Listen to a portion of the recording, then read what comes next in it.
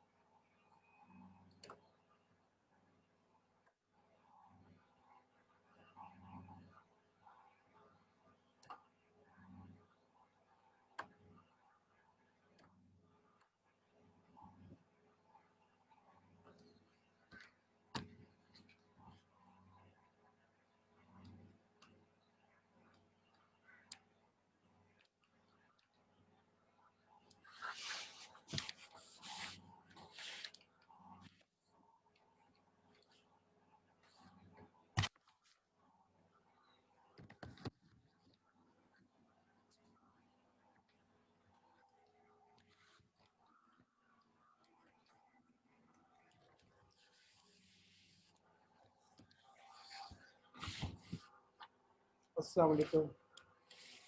आवाज़ आ रही है ना सबको?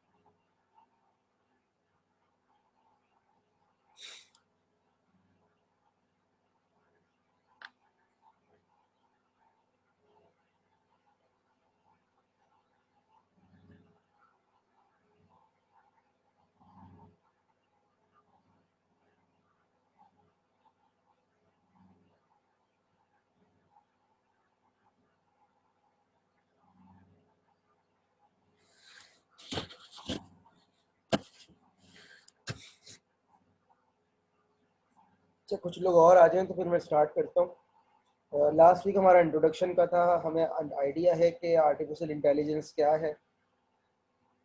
बेसिकली हमने ऐसे सिस्टम बनाने जो इंसानों की तरह सोचे और इंसानों की तरह एक्ट करें। यही बात थी।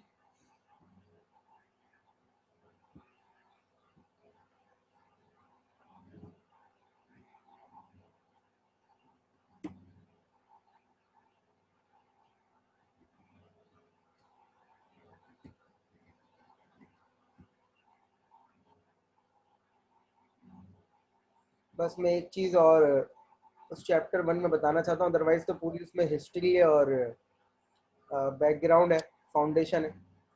तो उसमें एक आखिरी चीज़ बताना चाह रहा हूँ, उसको ज़रा सुन लीजिएगा। ये जो बॉक्स बना हुआ है ये इसकी स्टैंडर्ड डेफिनेशन कहलाती है। अब स्टैंडर्ड डेफिनेशन में 4 चीज़ें लिखी हुई हैं।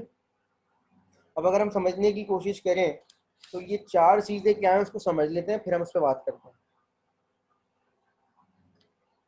तो देखें, हमें ऐसे सिस्टम बनाने हैं जो इंसानों की तरह सोचे। बिल्कुल सही बात है। आप इंसानी दिमाग की कॉपी कर रहे हैं, तो जब तक आप कॉपी नहीं कर सकते जब तक आप ये सिचुएशन ना सोचें कि यार इस सूरत हाल में अगर एक इंसान होता तो वो कैसे काम करता। काम करने से पहले वो सोचता कैसे। तो हमें ऐसा सिस्टम बनाना है जो इंसानों की तरह सोचे।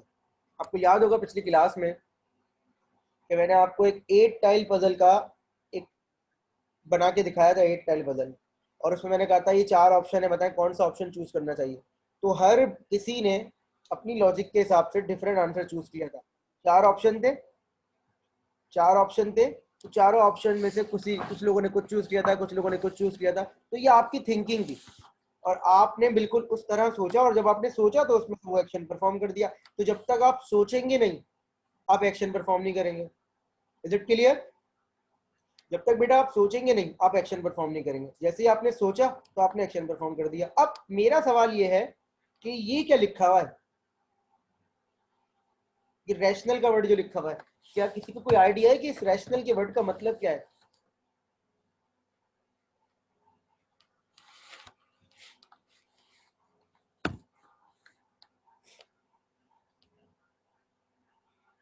क्या कोई बता सकता है कि इस रैशनल के वर्ड का मतलब क्या है बेटा?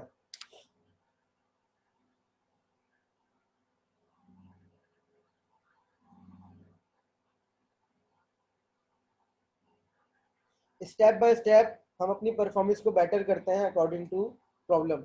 और आसान अल्फाज में इसकी डेफिनेशन बता दूं कि देखिए, किसी भी इंस्टेंट पर वो काम करना जिससे आपकी परफॉर्मेंस मैक्सिमाइज हो। किसी भी स्टैंड पर या किसी भी स्टेप पर या किसी भी इंस्टेंस पर आपने वो स्टेप परफॉर्म करना है जिससे आपकी परफॉर्मेंस मैक्सिमाइज हो। अब मैं आपको समझाने की कोशिश करता हूँ। देखें, इंसान जो है ना, जब कोई काम परफॉर्म करते हैं तो इस बात की गारंटी होती है उस सिनेरियो में कि ये 100% सही है। इंसान कभी कभी गलती भी कर जाता है। सही कह रहा हूँ गलत? अब पिछली क्लास में जब हमने एक टाइम पजल या प्रॉब्लम आप लोगों को दी, तो आप में से कुछ लोगों ने कुछ चूज किया, कुछ लोगों ने कुछ चूज किया, कुछ लोगों ने कुछ चूज किया, ऐसा ही है। सब लोगों ने अलग अलग चूज किया, तो क्या सब लोग सही थे? क्या सब लोग सही थे? ऐसा तो है नहीं है, कोई ना कोई तो गलत होगा, कोई ना कोई सही होगा। हो सकता है सभी गलत हो सकता है सभी सही, लेकिन ये गारंटी नहीं थी कि सब सही है। तो इंसान कभी कभी गलती भी कर सकता है। हमने क्या करना है, हमने रैशनल सिस्टम बनाना है। रैशनल सिस्टम का मतलब ये है कि वो काम करें जिससे हमारी परफॉर्मेंस मैक्सिमाइज हो रही है। पॉइंट समझ में आ रहा है मेरा? हमने वो काम करना है जिससे हमारी परफॉर्मेंस क्या हो रही है, मैक्सिमाइज हो रही हो। तो इसका मतलब है हम जब भी कोई काम करेंगे, कोई ना कोई परफॉर्मेंस का क्राइटेरिया होगा। हमें कैसे पता चलेगा कि यार मेरे ये एग्जाम चल आने वाले, मेरी परफॉर्मेंस मैक्सिमाइज हो रही है या नहीं हो रही? तो कोई ना कोई परफॉर्मेंस का क्राइटेरिया होता है, वो मैं भी आपसे डिस्कस करूंगा चैप्टर 2 में। लेकिन प्रॉब्लम इज दैट कि आपने हमेशा जब भी कोई स्टेप परफॉर्म करेंगे, जब भी कोई काम परफॉर्म करेंगे, तो आपने वो काम करना है जिससे आपकी परफॉर्मेंस क्या हो रही है, मैक्सिमाइज। तो हमेशा हमने वो सिस्टम बनाना है जो रैशनल सोचे और रैशनल एक्ट करे। हमें वो सिस्टम डिजाइन करना है जो रैशनल सोचे और रैशनल एक्ट करे। तो हमें, जाहिर सी बात है, हमारा पहला स्टेप यही होता है कि इंसान जैसा सोचे, इंसान जैसा काम करे, वो करे। उसके बाद अल्टीमेटली हमें कहाँ पहुंचना होता है कि system that think rationally and act rationally. Is it clear?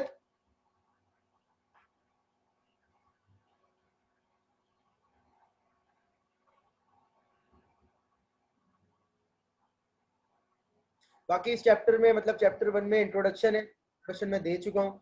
Background है कि एआई कहाँ से आई है, और फाउंडेशन है, ठीक है। तो वो आप जरा एक दफा गो थ्रू कर लीजिएगा अपने लर्निंग पॉइंट ऑफ व्यू से। वो बाकी चैप्टर 1 में कोई ऐसी चीज़ नहीं है कि हम उस पर अपना टाइम और लगाएं। मैं जितनी चीज़ बताना चाहता था वो मैंने बता दी थी चैप्टर 1 में। चैप्टर 2 पे आ रहा हूँ मैं, ठीक है। चैप्टर 2, इसके नाम से पता चल रहा होगा, इंटेलिजेंट एजेंट्स। अब ये क्या चैप्टर है, ये जरा सुकून से देख लें और फिर हम बात करते हैं। पहले तो हमें ये पता होना चाहिए ना, जब भी कोई हम चीज़ पढ़ रहे हैं, कि एक्चुअली हम पढ़ क्या रहे हैं। टॉपिक तो हमें समझ में आ जाता है, लेकिन पूरा कॉन्टेक्स्ट हमें पता होना चाहिए किसी भी चीज़ का, कि हम जो ये टॉपिक पढ़ रहे हैं ये कॉन्टेक्स्ट क्या है।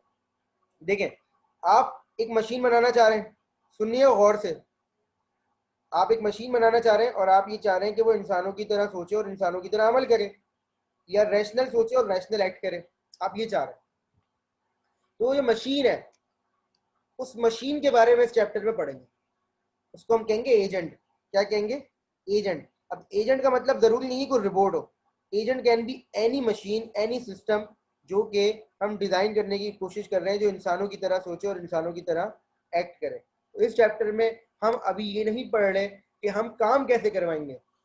इस चैप्टर में हम ये पढ़ेंगे कि जिन चीज़ों पे हम काम करवाएंगे उनकी प्रॉपर्टी क्या क्या है, वो किस तरह के एनवायरनमेंट में होती हैं, उनमें क्या क्या चीज़ें इंपॉर्टेंट होती हैं, और किन किन चीज़ों का हमें ख्याल रखना पड़ता है, कितनी तरह के मॉडल्स होते हैं। ये तमाम चीज़ें हम इस चैप्टर में पढ़ेंगे। तो इस चैप्टर में अगेन रिपीट कर रहा हूँ मैं, इस चैप्टर में हम ये नहीं पढ़ेंगे कि एल्गोरिथम्स क्या होते हैं, हम ये नहीं पढ़ेंगे कि काम कैसे करवाना है। हम बेसिकली ये पढ़ेंगे कि ये जो चीज़ जिसको हम यूज़ करना चाह रहे हैं, जिसे हम मशीन कह रहे हैं, जिसे हम एजेंट कह रहे हैं, उसकी क्या क्या प्रॉपर्टीज हैं, कितनी टाइप्स हैं, क्या क्या उससे रिलेटेड चीज़ें हमारे पास। Is it clear?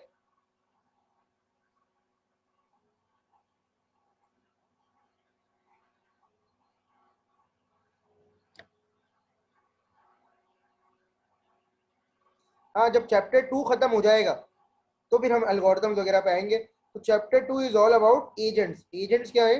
एजेंट्स की एक स्टैंडर्ड डेफिनेशन है, लेकिन फॉर द टाइम बिंग अभी आप ये समझ लें कि एजेंट जो होता है वो क्या होता है, जिस पे हम अपने काम करने की कोशिश कर रहे हैं। ठीक है भाई, तो आगे बढ़ते हैं और एजेंट्स के बारे में पढ़ते हैं। अब एजेंट क्या है? अब एजेंट की एक स्टैंडर्ड डेफिनेशन है।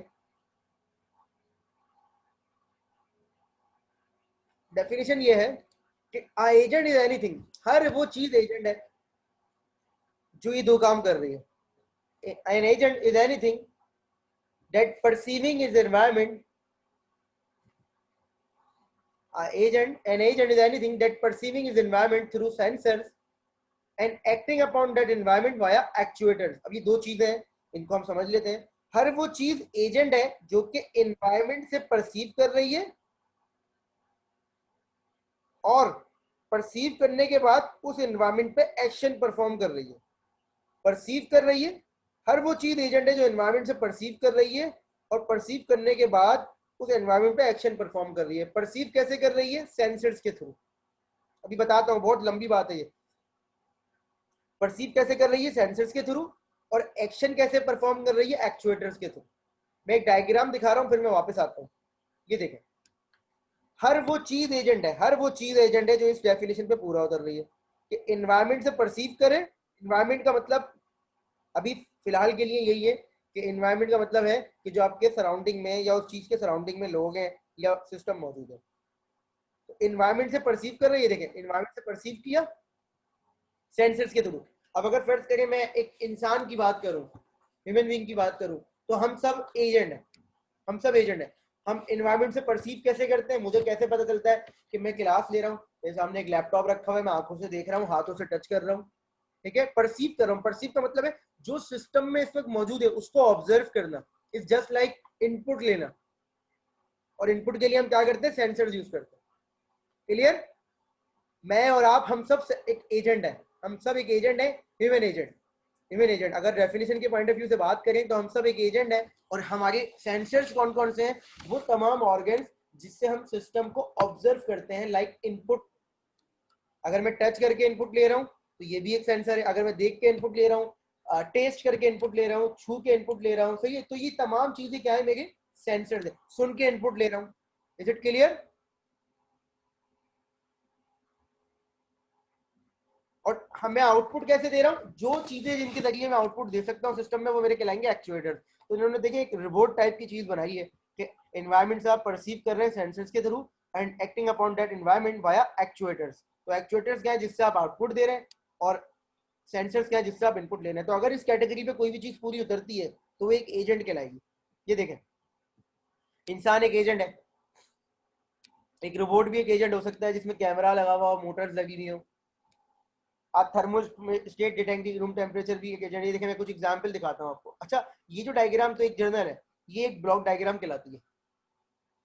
अब ये पढ़ने का मकसद क्या है वो उस पर आ जाते हैं। देखें, ये एक एजेंट है, ये एनवायरनमेंट से परसीव कर रहा है सेंसर्स के जरिए। ये एनवायरनमेंट से परसीव कर रहा है सेंसर्स के जरिए। मैं एनवायरनमेंट से परसीव कर रहा हूँ अपने सेंसर्स के जरिए। मैंने जब एनवायरनमेंट से परसीव किया अपने सेंसर्स के जरिए, तो अगर मैंने ये परसीव किया कि मेरे सामने एक लैपटॉप रखा हुआ है, सुबह का वक्त है, टाइम ये हो रहा है, ठीक है, चीजें ये हैं, ये चीजें खुली हुई हैं, तो मैं कुछ सोचूंगा। देख रहे हैं आप? मैंने कुछ सोचा और सोचने के बाद मैंने बोला यार चलो चैप्टर 2 पढ़ाना स्टार्ट कर देते। सोचने के बाद मैंने ये कहा, ये मैंने सोचा और मैंने एक्शन परफॉर्म कर दिया। जो मैंने सोचा उसके कॉरेस्पॉन्डिंग मैंने एक्शन परफॉर्म कर दिया। तो ये जो सोचना है, ये जो थिंकिंग है, ये एआई का काम है। ये थिंकिंग जो है ये एआई का काम है कि भाई अगर मैं कहीं बाहर निकला, मेरे पास 4 ऑप्शन है, तो चारों ऑप्शन में से कौन सा चूज करना है, एआई का काम है। अगर मैं गेम खेल रहा हूँ तो गेम में मेरे पास ये 5 मूव्स हैं। अगर मैं चेस खेल रहा हूँ, चेस के अंदर मेरे पास 5 मूव है, तो उन 5 में से कौन सा मूव परफॉर्म करना है, ये एआई का काम है। एक्शन परफॉर्म करना एआई का काम नहीं है, एक्शन वही करेगा, एक्चुएटर्स। समझ रहे हैं मेरी बात? परसीव कौन करवाएगा? सेंसर्स। ये भी एआई नहीं है, ये तो आपको हार्डवेयर आनी चाहिए। ये आपको हार्डवेयर जरूरी नहीं है, मतलब अगर आप सॉफ्टवेयर का कोई सिस्टम यूज कर रहे हैं तो सॉफ्टवेयर में जो भी चीजें इनपुट देगी आपको वो आनी चाहिए। और एक्शन क्या है? जो भी आप सिस्टम को दिखा रहे हैं या फील करवा रहे हैं वो एक्शन है। बीच में क्या हो रहा है, बीच में आप थिंकिंग वाला जो काम है, जो रैशनल थिंकिंग है, वो जॉब किसकी है, एआई की है, और वो हम चैप्टर 3 में नहीं पढ़ेंगे, चैप्टर 2 में नहीं पढ़ेंगे, क्योंकि chapter 2 is all about agents and related things. ये बात समझ में आ गई है मेरी?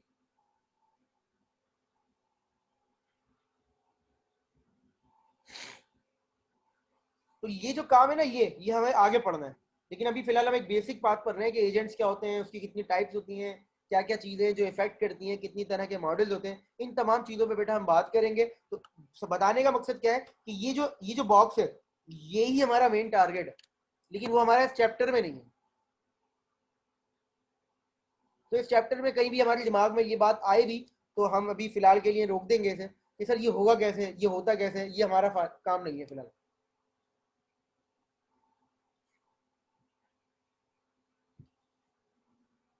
अच्छा, हर जगह पे कुछ टर्म्स होती हैं, हर हर जगह पे कुछ टर्मिनोलॉजीज होती हैं, हर कोर्स की, हर टॉपिक की। तो यहाँ पर दो टर्मिनोलॉजीज हैं, वो मैं आपसे डिस्कस कर रहा हूँ। एक कहलाता है परसीप्ट, एक कहलाता है परसीप्ट सीक्वेंस। पढ़ के समझ में आ जाता है, लेकिन जब भी मैं परसीप्ट का वर्ड यूज करूंगा तो आप ये पिक करेंगे कि परसीप्ट का मतलब होता है कि एजेंट जो है वो सिस्टम में कहीं पर भी मौजूद है। फर्ज करें वैक्यूम क्लीनर है, एक एजेंट है वैक्यूम क्लीनर। वैक्यूम क्लीनर का काम क्या होता है?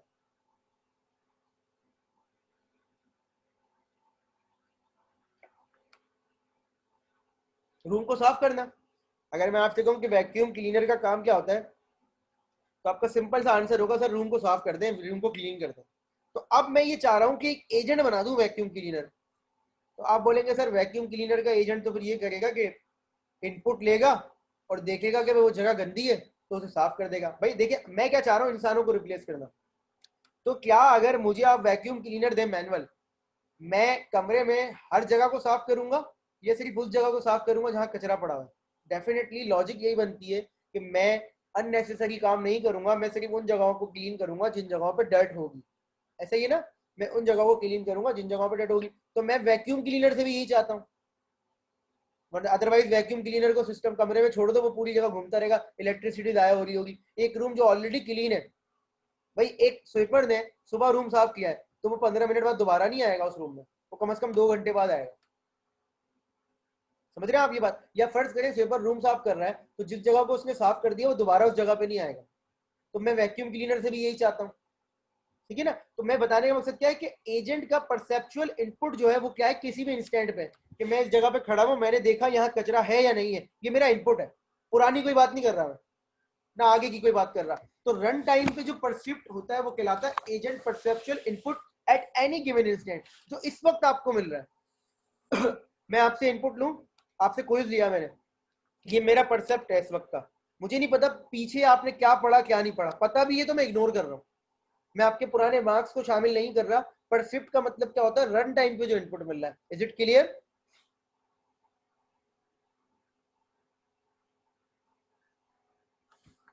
इसी तरीके से परसिप्ट सीक्वेंस क्या होता है? अब तक का तमाम इनपुट। जैसे मैं फाइनल एग्जाम में पहुंचा, और परसिप्ट क्या है? फाइनल एग्जाम आपका इस वक्त जो आपने दिया। लेकिन परसिप्ट सीक्वेंस क्या होगा? फाइनल से पहले मिड टर्म हो गया, क्विज हो गया, असाइनमेंट हो गया, प्रोजेक्ट हो गया, क्लास परफॉर्मेंस हो गई, वॉट एवर, जो भी मैंने अब तक ऑब्जर्व किया वो परसिप्ट सीक्वेंस में आ जाएगा। Is it clear?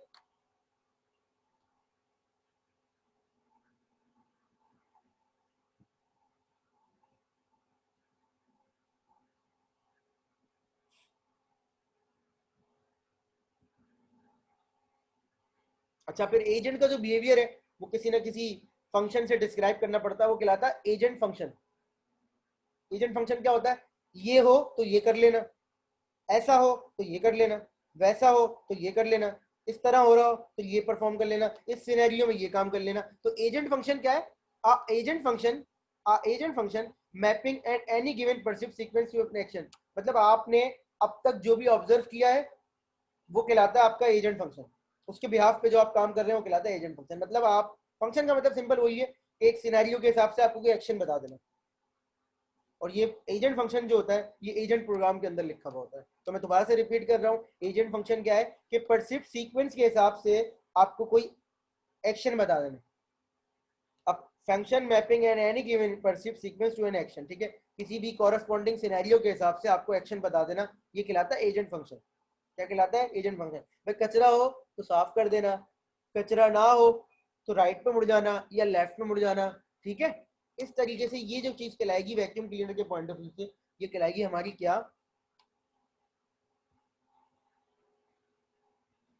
ये हमारी कहलाएगी एजेंट फंक्शन। और एजेंट फंक्शन जिस जगह पे लिखा होता है वो एजेंट प्रोग्राम कहलाता है, जो कि एक्चुअल इंप्लीमेंटेशन होती है, ठीक है। सिर्फ फंक्शन थोड़ी होता है, उसके आगे पीछे की तमाम चीजें देखनी पड़ती है, तो वो पूरी एक प्रोग्राम के अंदर आ जाती है। ये देखें, परसेप्शन क्या है कि ये जगह क्लीन है या डर्टी है, और परसेप्शन ये भी हो सकता है कि मैं किस जगह पे खड़ा हूँ। डिपेंड करता है ना। फर्ज करें हमने एक ऐसा रूम लिया जिसमें 2 ब्लॉक्स हैं सर, एक ब्लॉक ए है, एक ब्लॉक बी है, तो वैक्यूम क्लीनर का परसेप्शन क्या होगा कि भाई डर्ट है या नहीं है, और जहां पर मैं खड़ा हूं वो लोकेशन बताता हूँ। पॉसिबल एक्शन क्या हो सकते हैं इस केस में कि भाई मूव लेफ्ट कर लो या मूव राइट कर लो, सब कर लो या डू नथिंग, मतलब अगर साफ है तो कुछ ना करो। तो अगेन इसका मतलब ये नहीं है कि सिर्फ ये 4 एक्शन होते हैं।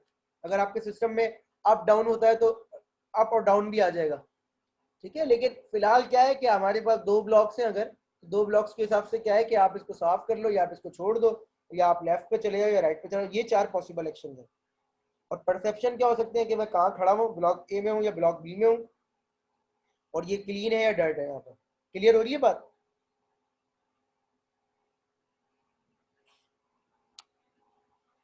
तो सवाल है यहाँ तक?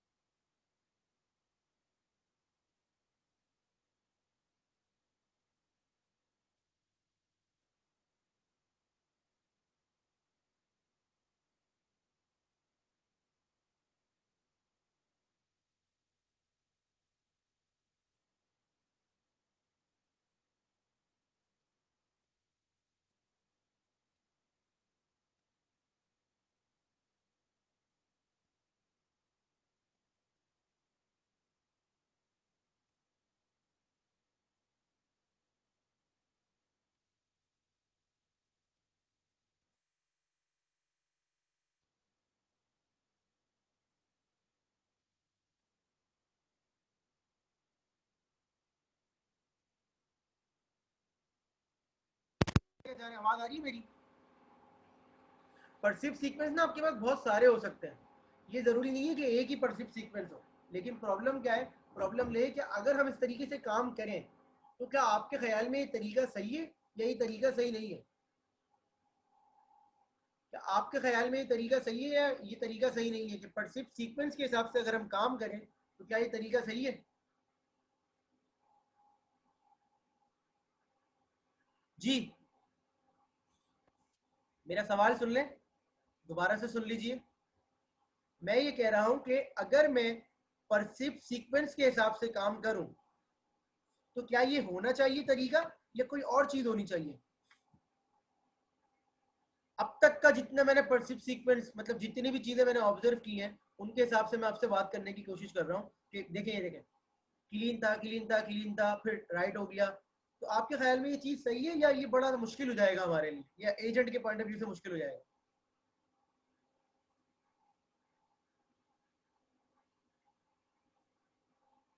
इसका जवाब तो सही नहीं है वैसे, लेकिन आप लोग पता नहीं क्यों सही है कह रहे हैं, आप मेरी बात शायद समझे नहीं। दोबारा रिपीट करता हूँ। देखें, अगर मैं परसिव सीक्वेंस के हिसाब से काम करूं तो आप कॉम्प्लेक्सिटी की क्यों नहीं बात कर रहे कि ये परसिव सीक्वेंस तो पता नहीं कितना ज्यादा हो जाएगा हमारे पास। अभी तो सिर्फ 2 ब्लॉक्स हैं, फिर आगे जाके पता नहीं कितने ब्लॉक्स आएंगे मेरे पास, और फिर उनके हिसाब से मैं काम करूंगा तो मेरे लिए प्रॉब्लम हो जाएगी, टाइम कॉम्प्लेक्सिटी हो जाएगी, बहुत सारी चीजें हो जाएंगी। तो ये तरीका तो सही नहीं है।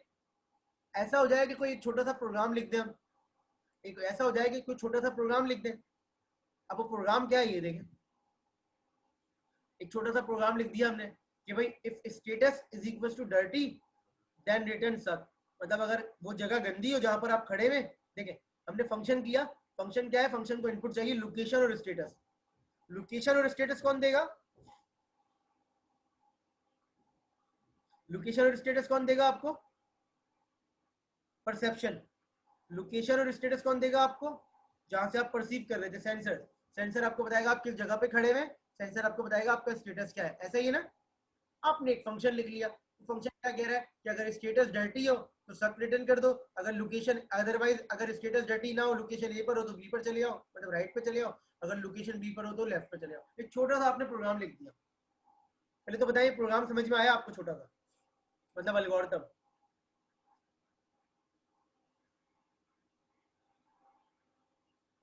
अब मुझे बताएं कि अगर ये हम एल्गोरिथम लिख देते हैं, इंप्लीमेंट कर देते हैं, तो इसमें क्या मसला है? इसमें भी कोई मसला है या ये सही है बात? सोच के बताइएगा।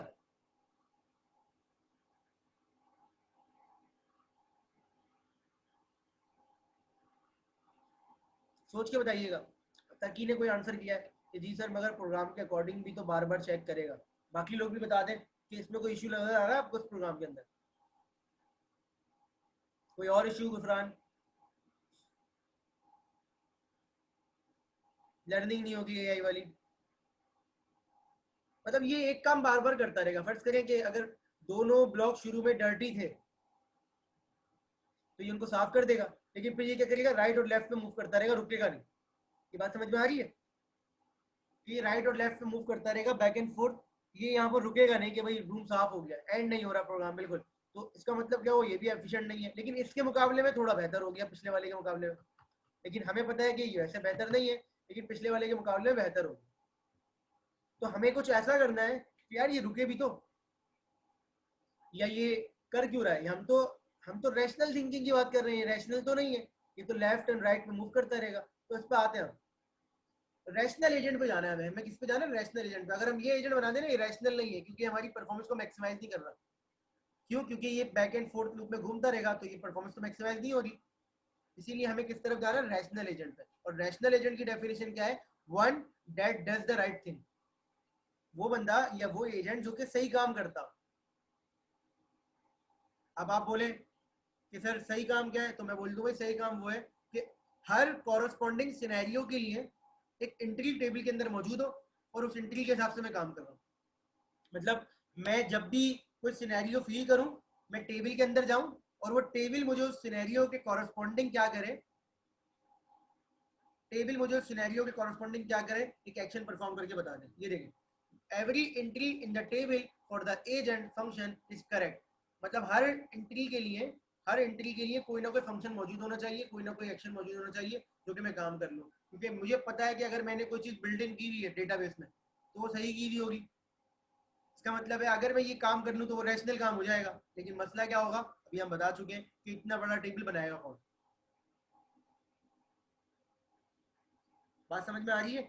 मसला क्या होगा कि इतना बड़ा टेबल बनाएगा कौन। अब सवाल ये आ जाता है कि सर हमें कैसे पता चलेगा कि हर एंट्री करेक्ट है? तो अब करेक्ट की डेफिनेशन बता दें आप। तो करेक्ट वो है कि जो एजेंट को सक्सेसफुल करे। अभी हम मैं आपसे पहले बात कर चुका हूँ कि वही रेशनल वाली बात में, the action that causes the agent to be most successful.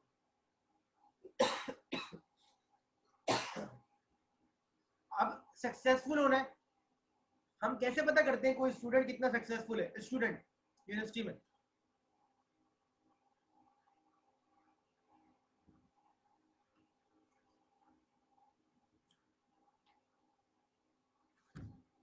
GPA से, ठीक है, परफॉर्मेंस से। मतलब आपका एक क्राइटेरिया यूनिवर्सिटी का कि जीपीए। ऑल दो कि सिर्फ जीपीए मैटर नहीं करती, लेकिन हमें पता है कि एक यूनिवर्सिटी में स्टूडेंट के सक्सेसफुल होने का क्राइटेरिया क्या लिया जाता है? जीपीए ली जाती है।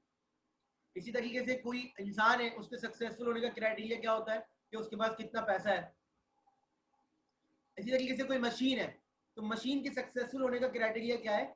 कि भाई वो जो काम कर रही है वो कितना सक्सेसफुल है। तो सक्सेसफुल के लिए हमें कोई ना कोई मेजर चाहिए जो सक्सेस को मेजर कर सके। एक डॉक्टर है, वो सक्सेसफुल डॉक्टर है या नहीं? डॉक्टर की बात कर रहा हूँ, पैसे की बात नहीं कर रहा। तो आप बोलेंगे सर ये जितने भी केसेस सॉल्व करता है 100 में से 98 केसेस सही सॉल्व करता है।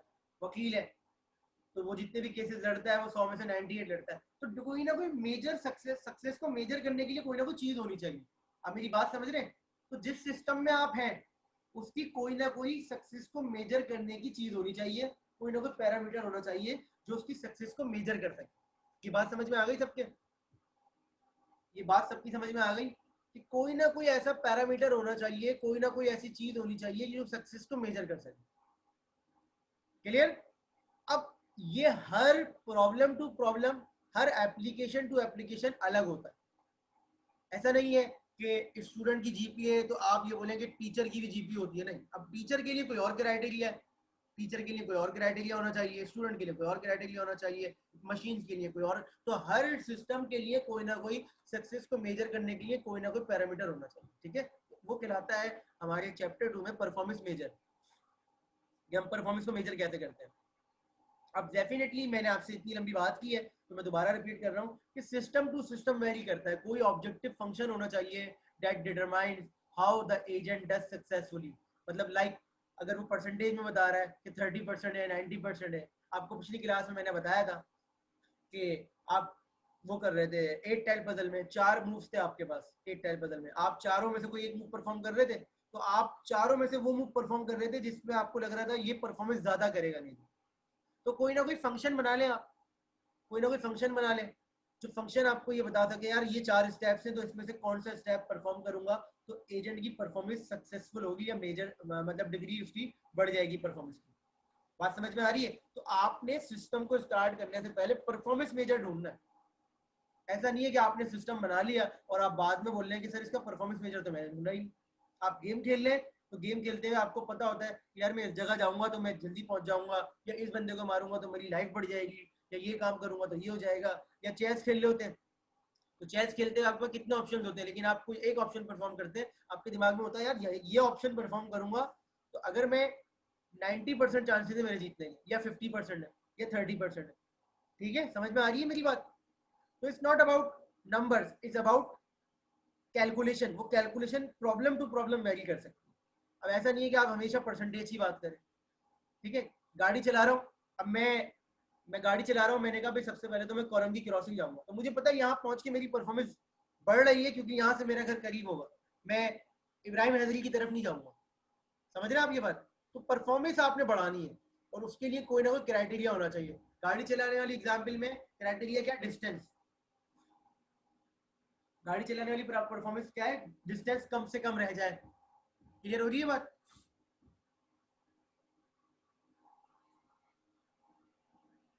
ये देखिए लास्ट वाली लाइन भी पढ़ लीजिएगा, no universal performance measure for all agents. इसका मतलब क्या है कि सबके लिए कोई एक परफॉर्मेंस मेजर नहीं है, अलग अलग बंदों के लिए अलग अलग परफॉर्मेंस मेजर होते हैं। बंदा मतलब एजेंट्स।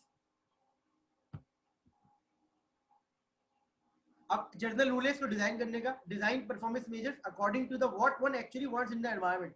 आप चाहते क्या है एनवायरनमेंट में?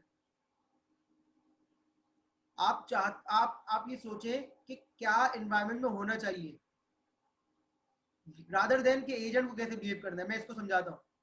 ये देखें, for example in vacuum cleaner world we want the floor clean no matter how the agent behave.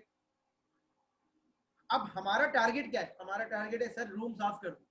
अब हम ये नहीं कहते कि पहले ये साफ करो फिर ये साफ करो, और हम ये भी नहीं कहते कि एजेंट को भाई तुम पे कोई रिस्ट्रिक्शन है, हम ये कहते हैं मैं रूम साफ कर दो। समझ रहे हैं मेरी बात? तो हम एजेंट से कह रहे हैं परफॉर्मेंस मैटर करती है, किस तरह से तुम काम कर रहे हो मैटर नहीं करता। अब मैंने तुमसे ये कहा कि भाई मुझे मेरे घर पहुंचा दो, एक उबर वाले से बोला कि मुझे मेरे घर पहुंचा दो, तो उबर वाले को सिर्फ जब मैंने ये बोला कि मुझे मेरे घर पहुंचा दो तो वो मुझसे पूछेगा कि और कोई परफॉर्मेंस में, मैं बोलूंगा भाई खैरियत से पहुंचा दो और जल्दी पहुंचा दो। अब मेरे लिए मैटर ही नहीं करता ये कि वो किस तरह से गाड़ी चला रहा है, क्योंकि मैंने उसको ट्रैफिक रूल्स का नहीं बोला। समझ रहे हैं आप? तो we want the floor clean no matter how the agent भी है। हमने कहा भाई फ्लोर क्लीन हो जाए, किस तरह से करना है वो तुम्हारा मसला है।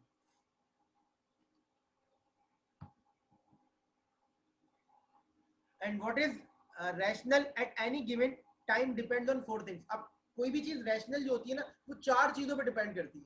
4 चीजें शॉर्ट फॉर्म में कहलाती हैं, वो 4 चीजें शॉर्ट फॉर्म में कहलाती है बेटा पीस।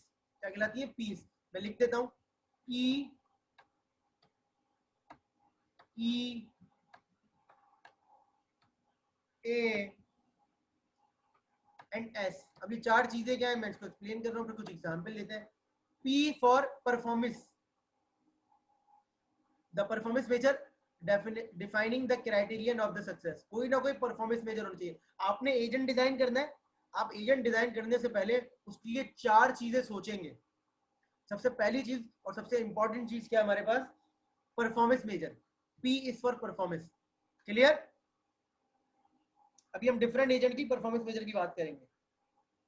सबसे पहली चीज क्या है, परफॉर्मेंस। दूसरी चीज है एनवायरमेंट, कि एजेंट को कितनी नॉलेज है और एजेंट किस एनवायरमेंट में काम कर रहा है। The agents prior knowledge of the environment. जब मैं एक गेम खेल रहा हूँ मुझे पता होता है चेस का बोर्ड कितने ब्लॉक्स में मुश्तमिल होता है, समझ रहे हैं? अब मुझे पता ही नहीं है जिस एनवायरमेंट में काम कर रहा हूँ तो मैं काम कैसे करूंगा? Is it clear? अब मुझे पता ही नहीं है कि मैं जिस एनवायरमेंट में काम कर रहा हूँ वहाँ काम कैसे करूंगा, तो मेरा काम तो होगा ही नहीं। ठीक है, तो ये एक प्रॉब्लम होती है। तीसरी चीज है actuators. A for actuators. Actuators क्या है?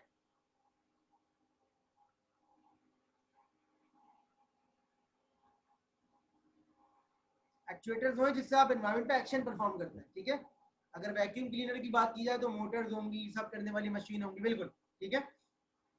तो P for performance measure, E for environment, A for actuator, then definitely S रह गया। तो S क्या हो गया हमारा, सेंसर्स। ठीक है, तो चार चीजें होती हैं परफॉर्मेंस मेजर में। चार चीजें होती हैं परफॉर्मेंस मेजर में। तो मैं आपको एक एग्जांपल दिखा रहा हूँ, ये देखें। परफॉर्मेंस मेजर हो गया, prior knowledge of the environment हो गया, अवार्ड वन। अब परफॉर्मेंस मेजर कैसे, जैसे अगर मैं वैक्यूम क्लीनर की बात करूं तो दो वैक्यूम क्लीनर का आपने कंपटीशन करना है कि कौन सा बेहतर है। तो आप कैसे करेंगे? तो आप बोलेंगे सर जितने भी ब्लॉक्स है ना, तो हर किसी को ना साफ करने पे एक पॉइंट दे दें। आखिर में देखेंगे भाई अगर 1000 ब्लॉक्स थे तो किस वैक्यूम क्लीनर ने कितने ज्यादा साफ किए, तो वो उस हिसाब से उसके पॉइंट काउंट करने। समझ रहे हैं आप? जी आवाज आ रही है? तो वैक्यूम क्लीनर को आप एक एक पॉइंट देते रहे, जब जब वो कोई काम परफॉर्म करे तो उसको एक एक पॉइंट देते रहे। तो अगेन आखिर में काउंट कर लेंगे भाई अगर 1000 ब्लॉक थे तो इसके पॉइंट्स कितने हो गए। सिंपल सी बात है। Prior knowledge of the environment, definitely जी किस एनवायरमेंट में उसकी ज्योग्राफी क्या है, कितने स्क्वायर्स हैं, ठीक है, और एक्शन से क्या नुकसान होगा, क्या फर्क पड़ेगा। आपको ये पता होना चाहिए कि आप अपने एनवायरमेंट पे जब एक्शन परफॉर्म करेंगे, पर्टिकुलर एक एक्शन नहीं, आपके पास बहुत सारे एक्शन है। तो जब आप अपने एनवायरमेंट पे कोई एक्शन परफॉर्म करेंगे तो एनवायरमेंट पे क्या इफेक्ट होगा ये भी पता होना चाहिए। एक्शंस क्या है, लेफ्ट राइट परफॉर्म करना। अब ये देखें, मैं आपको एक चीज दिखा देता हूँ फिर मैं वापस लेके आता हूँ।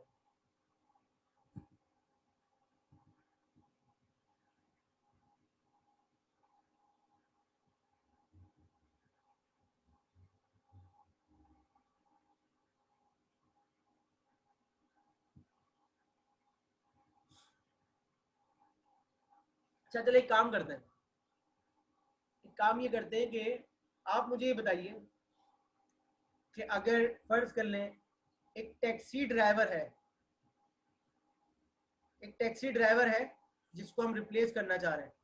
तो अभी ये मीटिंग एंड होने वाली है। एक टैक्सी ड्राइवर है जिसको हम रिप्लेस करना चाह रहे हैं। तो मुझे आप उसका पीस बता दें, परफॉर्मेंस मेजर बता दें, एनवायरमेंट बता दें क्या क्या होगा, एक्चुएटर्स बता दें क्या क्या होगा, और सेंसर बता दें। परफॉर्मेंस मेजर वो है जो उसकी परफॉर्मेंस हम कंसीडर करेंगे, एनवायरमेंट वो है जिस एनवायरमेंट में वो काम कर रहा होगा, एक्चुएटर्स वो है जिसके जरिए वो आउटपुट दे रहा होगा, और सेंसर्स वो है जिसके जरिए वो इनपुट ले रहा होगा। तो अभी 5 मिनट बाद हम लोग दोबारा ज्वाइन कर रहे हैं। आप इतनी देर में किसी भी टैक्सी ड्राइवर का, मतलब ऑटोनोमस टैक्सी की बात कर रहा हूँ, उसका पीस फैक्टर बता दें मुझे ये क्या क्या होगा। ठीक है, समझ में आ गई मेरी बात? जी मेरी बात समझ में आ गई सबके? शाबाश, ये मीटिंग एंड हो रही है, 5 मिनट बाद ज्वाइन कर लें।